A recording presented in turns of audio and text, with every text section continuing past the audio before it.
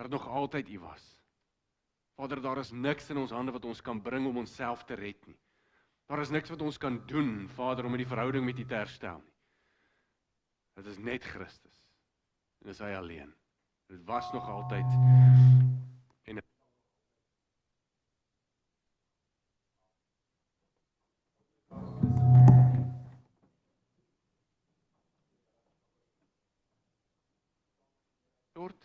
toets, daar is hy. Is ek op die lig? Is ek reg, Bert, is ek reg? Daar is hy. Goed.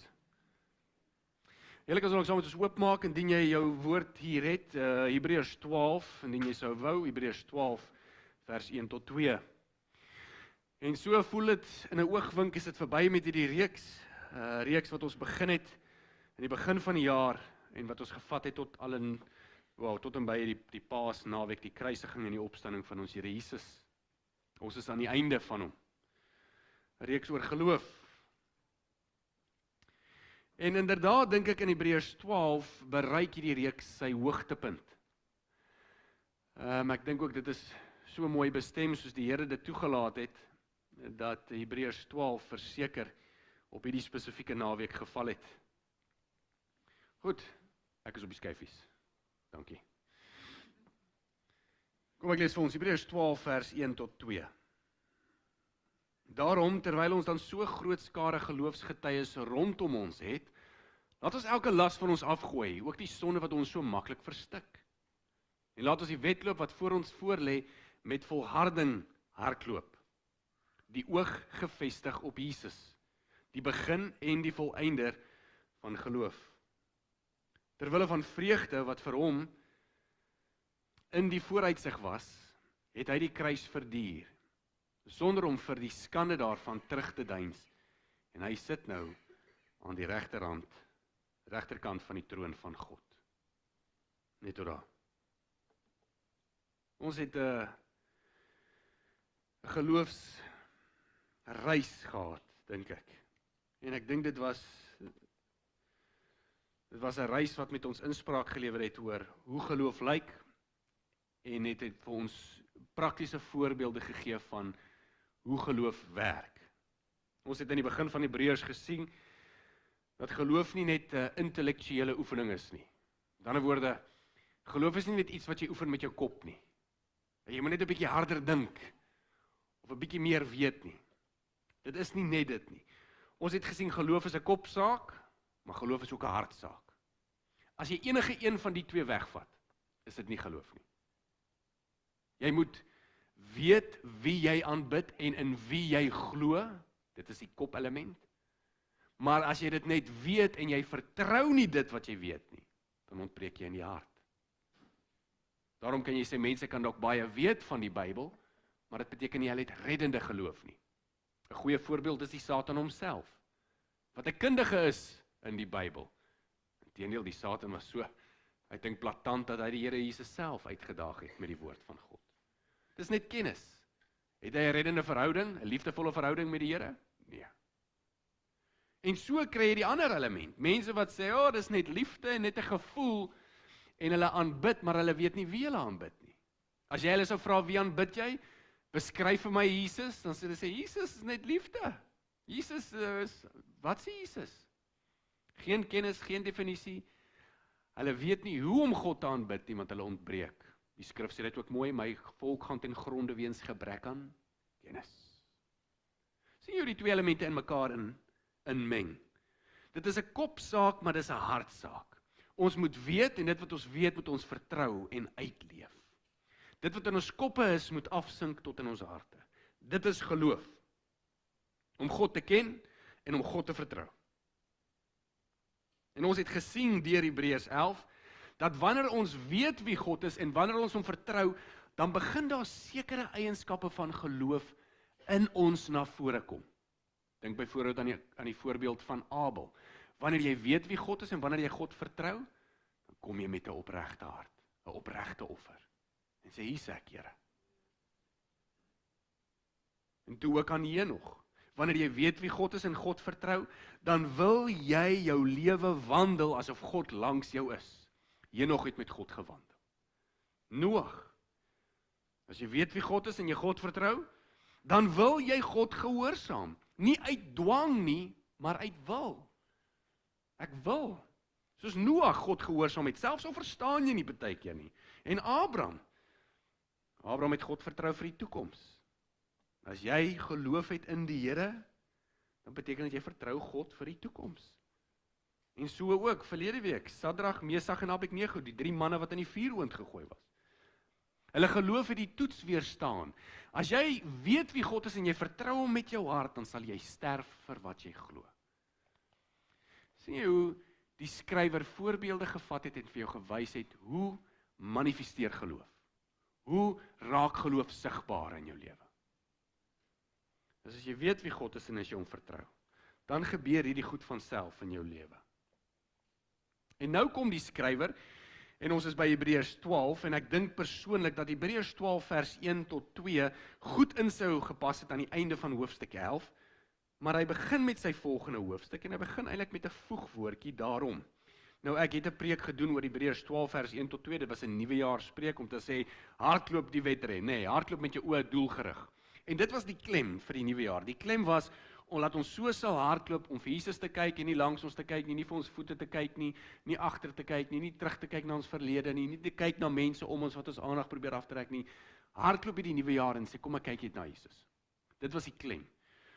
Die boodskap verander nie, dit is nog steeds dieselfde boodskap om te kyk vir Christus, maar ek wil die klem van Hebreërs 12 so bietjie verander. In plaas van om te sê, laat ons hardloop, is daar 'n ander deel wat beklemtoon word. Die deel wat beklemtoon word, is dat Jesus Christus die hardloop in ons begin. Die skrif sê, hy is die begin en die volëinder van geloof. Dit is wat hy sê. So ek wil net daai deel vandag beklemtoon, en nie die deel van ons wat hardloop nie. Want geloof begin, en hierdie skrywer sê, hy beskryf geloof, Hebreërs 11, 1 tot 2 en 3, dan noem hy 'n klomp voorbeelde van hoe geloof werk, en dan kom hy by hoofstuk 12 en hy sê, daarom. Met ander woorde, nou het jy gesien hoe hardloop die mense.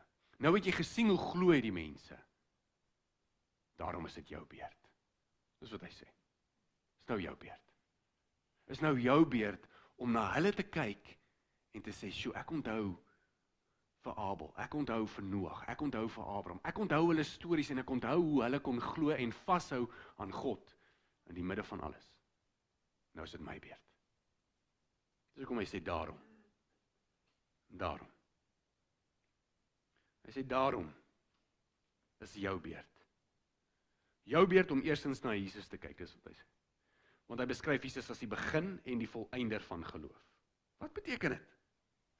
Om te sê, Jesus is die begin en volëinder van geloof. Dink gou by jouself, as jy jouself, as iemand jou vra, ek het hierdie raak gelees, jou kind kom na jou toe en sê, ek het hierdie raak gelees, Jesus is die begin en die einde van geloof, om dit dalk te vereenvoudig. Wat beteken dit? Hoe sal jy dit definieer? Hoe sal jy sê? Die woordjie begin, kry ons van die woordjie arkeigos,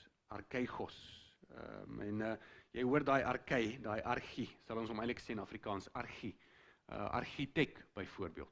En as jy sê argitek is die ou wat die planne begin, die bou begin. Dit is letterlik wat dit beteken. Dit beteken, Jesus Christus begin geloof. Maar sonder hom sou daar nie 'n gebou gewees het nie. Sonder hom sou daar nie geloof gewees het nie. Of outeer, baie vertalings vertaal hom outeer. Om te sê Jesus is die begin, dan beteken dit, geloof het nie by my begin nie. Dit het nie by my begin nie. Dit het by Jesus begin. Die geloof wat in elkeen van ons is, het by Jesus begin. Jesus het iets gedoen in jou hart, en toe begin dit. Geloof begin nie by my nie, geloof begin nie by jou nie. En om het nog verder te vat, die skrywer sê, Jesus is die begin, maar hy is ook die volëinder, die einde van geloof. So geloof eindig ook nie by my nie. Dit begin nie by my nie, dit begin nie by u nie, dit begin nie en dit eindig nie by my nie, dit eindig ook nie by u nie. En dit is vir ons 'n moeilike konsep om te verstaan, want wie glo dan? Hoe glo jy? Met watse krag glo jy? So kom ek gebruik 'n voorbeeld, want ek weet die kindertjies sit hierso. Verbeel jou, jy leer jou kind fietsry, sonder die training wheels. Hulle is af. Jy vat jou kind en jy sit jou kind op die fiets, want sy voete kan nog nie die grond raak nie, nê? Hulle maak presies sulke klein fietsse nie. En jy het die kind onder die saal beet, en jy die hand vat so hierso beet. En nou sê jy vir Boetie, trap, en hy trap. Maar al die pad hardloop jy saam met hom, laat hy 'n gevoel kry vir balans, nê? Jy hardloop so, sê trap, Boetie, trap, Boetie, trap. En mamma staan daar in 'n verte en sy neem 'n video en sy sê, kyk hoe ry Boetie fiets. Boetie ry fiets. Maar Boetie ry nie eintlik fiets nie. Boetie trap net. Boetie balanseer nie, Boetie bestuur nie, dis pa. So streng gesproke kan ons eintlik sê, dit is die pa wat die fiets ophou en is die pa wat die fiets beheer. As dit nie vir die pa was nie, sou die kind nooit die fiets kon ry nie. Nee? Maar pa sê trap, Boetie trap. En tot 'n mate sê ons hy trap. Dis dieselfde met jou geloof. Dis presies dieselfde met jou geloof. As dit nie vir Christus was iets in jou hart ontwaak het nie, sou jy nooit geglo het nie. Wie het jou op die fiets gesit? Die liewe Vader. En wie hou jou sodat jy nie omkantel nie? En wie vat jou reg deur tot die einde toe? En ons sê, ja, is ek wat trap? Ja, jy trap. Jy dalk 'n bydra tot een of ander vorm van moment eers, maar glo vir my, jy word gestoot en jy word geonderhou en jy word reg deurgevat tot die einde toe. Jesus begin die geloof en die goeie werke wat hy in elkeen van ons begin het, is die goeie werk wat hy in ons gaan eindig. Dit is 'n moeilike ding om te verstaan. Kom ek vra vir jou so. As ek vir jou sê, wie het Romeine geskryf? Dan sal vir julle vir my sê, die Heilige Gees. Dan gaan sy anders sê, nee, dit was Paulus.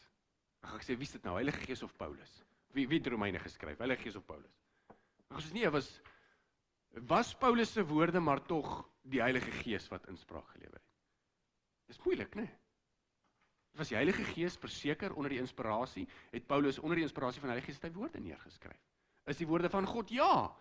Wie se hand was dit Paulus in? Was Paulus nie homself nie? Nee, hy was ten volle teenwoordig. Maar tog was die Gees ten volle teenwoordig. Dis moeilik. Wie lewe jou Christenlewe? Jy? Of is dit die Gees in jou?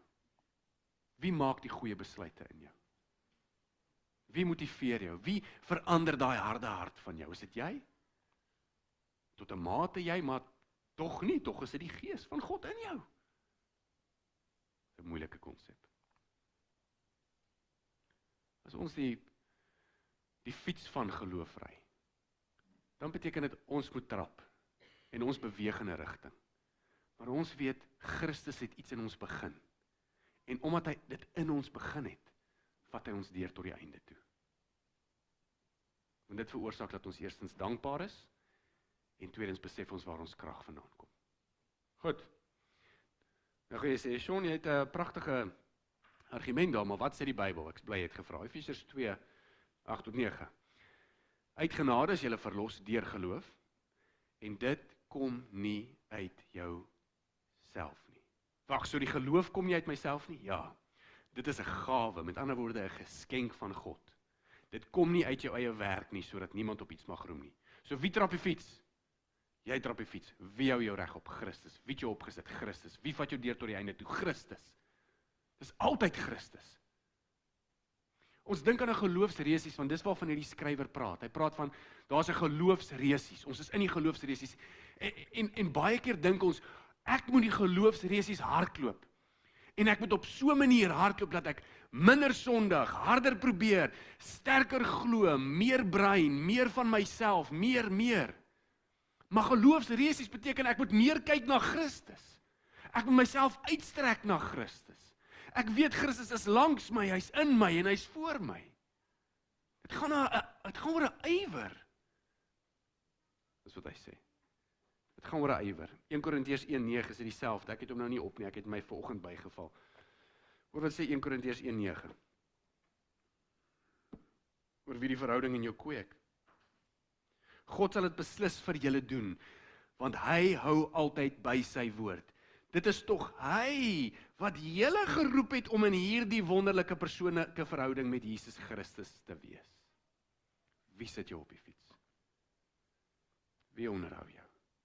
As ons sê Jesus is die begin en die volëinder van geloof, dan beteken dit hy het iets in jou gedoen. Ons hou nie daarvan nie, want ons wil sê, ek maak geloof, ek is sterk, ek besluit self, ek het myself gered. Hierdie forceer ons om onsself te onderwerp aan die Seun van God.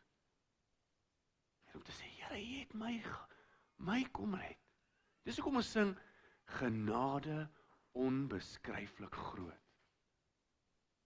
Het hy aan my betoon. Wat 'n genade? Die feit dat hy jou gaan haal het, jou op die fiets gesit het, jou onder die saal gegryp het, en vir jou gesê, trap seun, trap. Jy weet, as my kind, toe ek my kind geleer het, sê, papa, hou jy vas? Ek hou vas. Hy het nie gekyk na sy vermoë om te trap nie. Hy het gekyk na sy pa se vermoë om vas te hou. Dis die geloofsresies. Nie jou vermoë om te trap nie, maar om te kyk na die Here Jesus om vas te hou. En nou kry ons die ander uiterste, waar baie gelowiges sê, ek is in die geloofsresies. Ek hoef nie te trap nie. Jesus onderhou my. Nee. Jy word nog steeds opgeroep om te trap. Jy word nog steeds opgeroep om die geloofswedloop te hardloop, om te probeer, om jouself te gee as 'n offer. Ja, Christus dra jou, ja, Christus versterk jou. Maar jy moet nog steeds trap. Geloof begin by Christus. Geloof eindig by Christus. Dit is net Jesus. Hy alleen het aan die kruis gesterf. Hy alleen het uit die dood uit opgestaan. Hy alleen is die een wat die sondaar tot geloof kan bring. Hy alleen is die een wat geloof in jou begin. Hy alleen is die een wat geloof in jou kan eindig. Dit is hoekom ons sê, Here, red ons. Here, red ons. En hierdie skrywer roep hierdie mense op. Hy praat eintlik van Joodse gelowiges, maar hy roep ons op. Hy sê, julle het nou gesien hoe die oue van verlede geglo het, omdat hulle geglo het, was hulle gered. Nou is dit jou beurt. Hy sê, okay, nou wie moet ons kyk? Hy sê, kyk na Jesus. Hy praat eintlik van 'n groot wolk van getuienis, daai mense van die verlede. Hy sê, hier's 'n groot wolk van getuienis rondom jou. So die skrywer sê, kyk net bietjie na die geskiedenis. Gaan kyk na Abraham, gaan kyk na Noag. Wie het hulle gered? God. Nog altyd God. Hy sê, soos jou beurt. Nou wie moet jy kyk vir jou redding? Na God. Na God. Hulle het geweet, God gee belofte. Hulle het geweet, God red. Hulle het geweet, dit is net God en hy alleen. Dis nie hulle vermoë nie, dis nie hulle besluit nie. Geloof gaan dus oor oorgawe. Oorgawe. Om te sê, hier's ek, Here, red my. Verbeel jou, jy kom bietjie teruggaan na hierdie ouens toe. Ek dink baie daaraan in wat se tyd sou ek graag wou leef, of ek in die Ou Testament wou leef, waar jy baie van God se wonders kon waarneem, of ek dalk in die Nuwe Testament tydperk sou wou leef, waar ek langs Jesus kon loop, en of ek in hierdie tydperk wil leef. Maar verbeel jou, jy kon teruggaan in tyd, en bietjie met Noag en Abraham en Moses, 3 bekende figure, jy kon hulle vertel van hierdie belofte. Want hulle het vasgehou aan iets wat hulle nooit gesien het nie. Hulle het geweet God gaan redding bring, wat nooit gesien nie. Ek dink aan Noag, veral aan Noag. Jy weet, ek sou teruggaan na Noag toe en ek sê, Noag, hier's jy en julle is die enigste ouens wat gered is. Dis net jy en jou 3 seuns en hulle vrouens en jou vrou. Dis amazing, julle is gered. God het sopas die hele wêreld weggespoel in vloedwaters. En hy kies om julle te red. Ja, as ek dink nog, ja, wat kan ek sê? Jy weet, God het ons gered. Ek sê, dis fantasties. Hoekom dink jy het God jou gered, Noag? Vir al die ander mense het hy net jou gered. Sê wel, dis seker omdat ek gehoorsaam was en omdat ek God geglo het. Ja, jy's reg. Moet jy God geglo het. Maar Noag, iets maak nie sin by my nie. Want God het sopas die hele wêreld weggespoel in vloedwaters. En hy het gekies om weer deur jou oor te begin. En die rede hoekom hy hulle weggespoel het, was hulle almal het gesondig. Nou Noag, sê vir my bietjie, wat is die eerste ding wat jy toe gaan doen het, toe jy jou voete op droë land sit? So, ek het vir my bietjie 'n druiwe gaan plant, Dominee? Druiwe. En wat het jy met die druiwe gedoen? Ek het wyn gemaak. En daai wyn, wat het jy gedoen? Jy het verseker nie 'n lekker oxtail pot met hom gekook nie. Nee, Dominee, ek het dronk geword. So Noag, ek verstaan nie. God het sopas die wêreld weggespoel op grond van sonde, en die eerste ding wat jy doen is, jy kom en jy sondig weer. Wow. Dis interessant, dat God jou gekies het, Noag. Ja, dit is interessant. Noag was nie gekies omdat hy die regte ding sou doen nie. Noag was gekies omdat eerstens God hom ontferm het oor homself, en omdat Noag gesê het, goed, ek sou bereid is om te trap, al lyk dit nie perfek nie. Dit het vorentoe gewys na 'n belofte. Of verbeel jou, jy gaan 'n bietjie terug na Abraham toe. Abraham, ja, dit was seker vir jou bitter moeilik om jou eersgebore seun, die seun vir wie jy so lief is, om op daai altaar te sit en om hom te offer. Dit was seker baie erg vir jou gewees. Ja, was vir my vreeslik, jy weet, en ek het net een seun gehad. Maar weet jy wat, Dominee, ek het geweet dat God 'n plan het. Ja, jy's reg, Abraham. Daar was nog altyd 'n plan. So jy het geglo God het 'n plan? Ja, ek het geglo. Wat het jy gedink was die plan, Abraham? Wel, ek het geglo dat as ek my kind nou moes doodmaak, sal hy eendag uit die dood uit opstaan. Ek sê vir hom, Abraham, dit was nog nooit die plan nie. Die plan was nooit jou seun nie. Die plan was God se eie seun. Weereens. Op grond van die geloof, wys dit na Christus. En wat van Moses in die 10de plaag, toe hulle die lammetjie se bloed aansmeer aan die deurkusyne. Moses, hierdie bloed van daai lammetjie, dit gaan julle red. Nee, Moses. Daai lammetjie se bloed het nie op sigself gered nie. Dit het gewys na die ware lam. Die lam van God. Nog altyd, deur die geskiedenis heen, wys dit na die geloof wat redding verbring. Dit is nie die mens wat sy eie redding kry nie, dit is nie die eie mens wat sy geloof bewerkstellig nie, dit is Christus, dit wys na Christus, Christus begin dit en Christus eindig dit. Hy het dit begin in die ou tyd, hy het dit begin in die Nuwe Testamentiese tyd, en hy begin dit nou. En hy vat dit deur reg tot die einde toe. So, hoekom is Jesus belangrik? Want daar is nie geloof sonder hom nie. Dis hoekom ons sê, dit is nie Christene en Islam geloof wat saamleef nie. Want ons durf nie die beginner en die volëinder verkleineer tot 'n profeet nie. En dis hoekom ons sê, ons is nie Christendom en mormone wat saamleef nie. Want mormone het honderde ander gode. Ons kan nie Jesus gelykstel aan 'n ander God nie. Die mormone glo selfs jy kan 'n God word. Dis waansin. Christus alleen is God. Christus is nie net 'n profeet nie, hy is die seun van God. Enigiets wat ons gelykstel of enigiets waar ons hom wil afbring, beteken dat hy is nie die begin en die volëinder van geloof nie. Jy vat God direk aan as jy Christus verkleineer, as jy Christus verwerp, as jy Christus verontagsaam. Dis waansin. Dis 'n belediging. Ek het een keer het iemand na my toe gekom in Suid-Afrika toe. Toe kom hy toe sê vir my, hierdie was in 'n leierskorpus gewees, 'n leierspan van die kerk, en hy kom en hy sê vir my, weet jy, dis baie nice dat ons so baie oor Jesus spreek. Hy sê, maar hy dink is bietjie tyd dat ons bietjie oor iets anders te preek. Ek sê, wat? Hy sê, ja, ek sê, wat, wil jy ek moet preek oor hoe om 'n beter finansiële bestuurder te wees oor jou geld? 10 Christelike stappe oor hoe om jou finansies te bestuur? Wil jy ek moet preek? Want dis wat die wêreld doen, nê? Hulle gebruik Christendom op al die ander goeters. Maar eintlik wat hulle doen, is hulle haal Christus uit die spotlight uit. Christus verdien ereplek. Dit is hoekom ons sap en brood uitdeel. Want ons herdenk die seun van God, die beginner en die einde van geloof. Sonder Christus was die een van ons hier nie. Het die een van ons redding gekry nie. En hoor vir my, dit is nie net liewe Jesus van die kinderbybel nie. Dit is die Here Jesus van die begin van jou geloof tot die einde van jou geloof. Ons verkleineer hom nie. verontagsaam hom nie. Ons gee hom alles.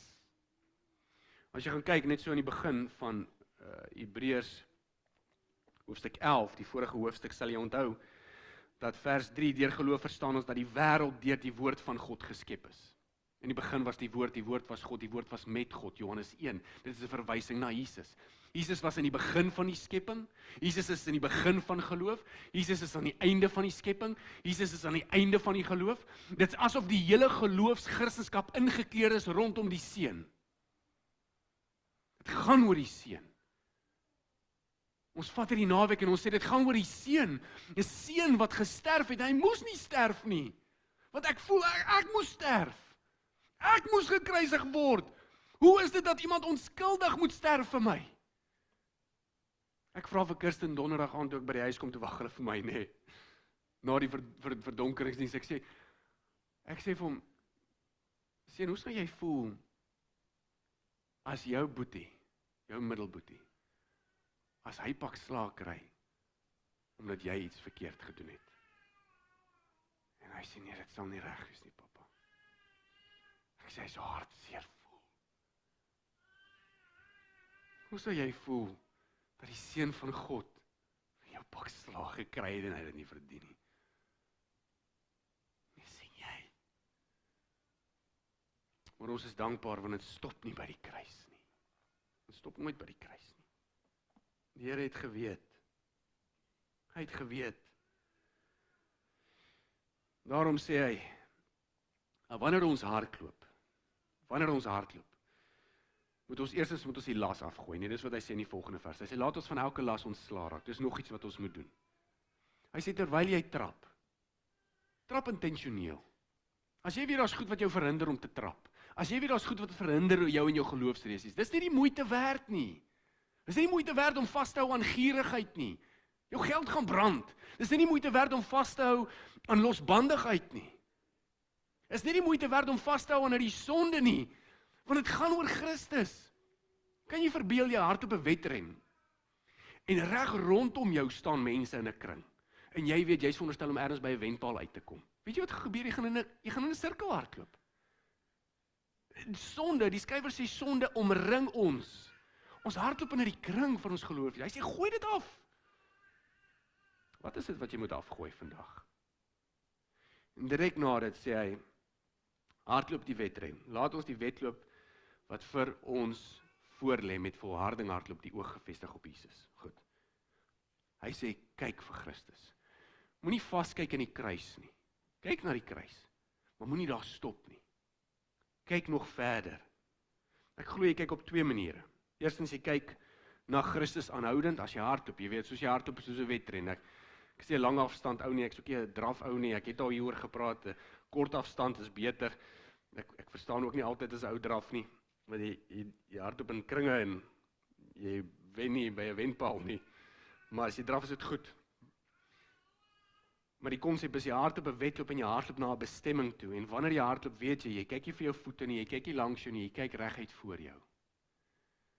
En dis die idee wat uitgebeeld word deur 'n geloofsresies, om jou oë konstant te hou op Jesus. En dit is hoekom ek sê, 'n kerkbywoning is nie omdat iets wat ek net wil doen omdat ek lekker voel nie. Dis 'n manier hoe jou oë weer teruggeruk word na Jesus toe. Bybel lees en gebed, dis 'n manier hoe jou oë weer teruggeruk word na Jesus toe. Die wêreld maak jou besig. Gister praat ek met iemand wat verwesters is, wat al so lank in Nieu-Seeland is, Nieu-Seelander. En hy sê, hy wonder waar dit fout gegaan.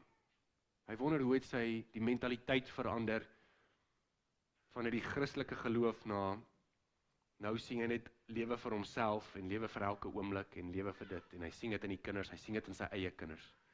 Sy kinders lewe van hoogtepunt tot hoogtepunt. Kan ek vir jou sê hoe dit fout gegaan? En ek sê te vir hom, ek sê vir hom, jou kinders word gesit in 'n skool waar Christus nie geleer word nie, nee. Hulle is daar vir 40 tot 45 uur. Ek sê, dan kom jy baie keer aande laat by die huis. Ek probeer nie sleg laat voel nie. En jy kom so laat by die huis dat daar nie Bybel gelees word nie. Die enigste blootstelling wat jou kind kry, is vir 30 minute dalk met 'n kinderkerk op 'n Sondag. 30 minute. Vergelyk 30 minute met 45 uur. Kerkbywoning, Bybel lees, gebed. Dis manier hoe jou oë teruggeruk word na Christus. Dis nie hoe jy jouself gaan red nie, maar dis hoe jy weer na Jesus kyk.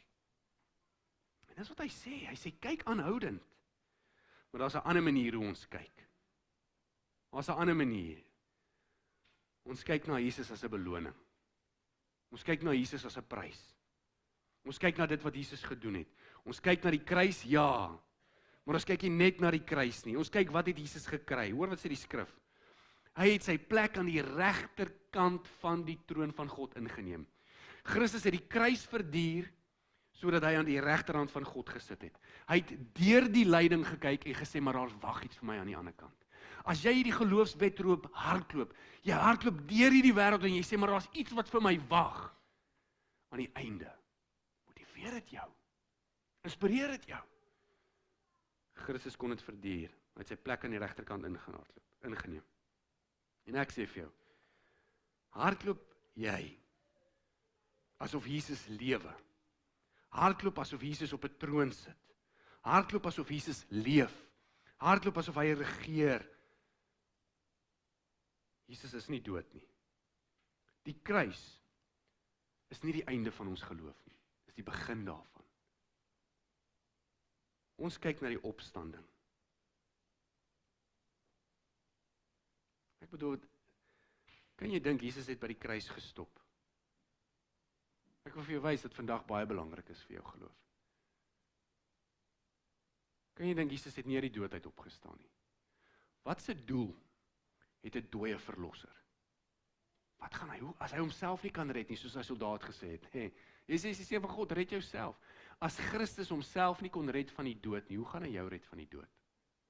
Hoe gaan hy my red? Jesus moes opgestaan het. Hy moes. Ek hou van daai gedeelte van die Emmausgangers, nê, die twee manne, volgelinge van Jesus, hulle loop, en iewes skielik kom Jesus langs hulle in. Hulle weet nie dis Jesus nie. En Jesus vra vir hulle, waaroor praat julle? Hulle sê, ja, weet jy, ons het so gehoop, dat hierdie Jesus ons sou red. Maar nou is hy dood. Min wetend hulle. Die Jesus wat ons aanbid is nie dood nie. Christus is nie dood nie, hy kan nie dood gebly het nie. As hy dood gebly het, kon Christendom nie voortbestaan het nie. As Christus dood gebly het, kon geloof in jou nie voortbestaan het nie. Hy moes opstaan. Ja, dit was duur, die kruis, die lyding, die swaar kry, verseker. Maar hy het verby dit gekyk na die opstanding en na die verheerliking en hy sit aan die regterkant. Jy, my vriend, my geliefde, my broer, my suster, hoor wat ek vir jou sê, hardloop jou geloofsresies na 'n lewende Jesus toe. Nie 'n Jesus wat nog aan 'n kruis hang nie. Hardloop asof hy bestaan, hardloop asof hy lewe want hy doen, en hardloop asof hy terugkom. En hou jou hoop om. Moenie hardloop na 'n graf toe nie. So baie Christene hardloop en sê, ja, ek gaan doodgaan en ek gaan dood bly. Jy self hardloop na 'n troon toe. Jy hardloop nie na 'n graf toe nie. Jy hardloop na 'n troon toe. Jou geliefdes wat in Christus is, hardloop na 'n troon toe. Hoe mooi sê Efesiërs 2:6 toe. Dit. Hy het ons in Christus Jesus saam opgewek en saam laat sit in die hemel. Dis waartoe jy hardloop. Dis waartoe jy hardloop. Ek het vir jou 'n kort videoetjie. Dan is ek klaar en dan gaan ons nagmaal bedien. Die videoetjie is 'n samevatting van ons geloof. Resies. Ons geloofsresies oor Hebreërs 11. En mag die dele van elke geloofsheld jou herinner aan die geloof wat God in hulle bewerkstellig. Ek hoop hy werk. As ons net klank kan kry.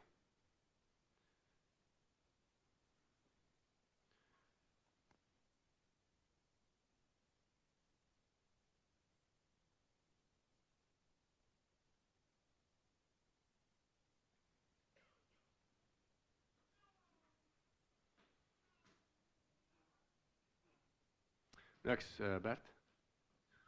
Hy nie werk nie. Dan los ek hom. Ons het die video getoets, maar ons het nie klank getoets nie.